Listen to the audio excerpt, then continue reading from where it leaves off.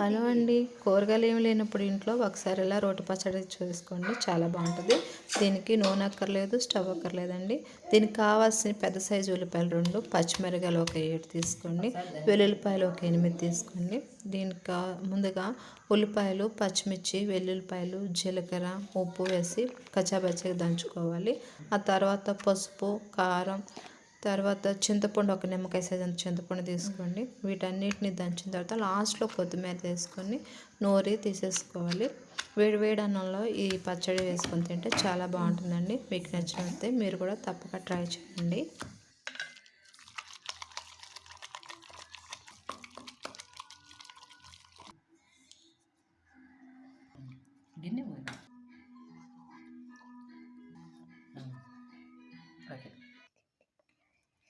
Ration బియ్యంలో ఉంది చూడు.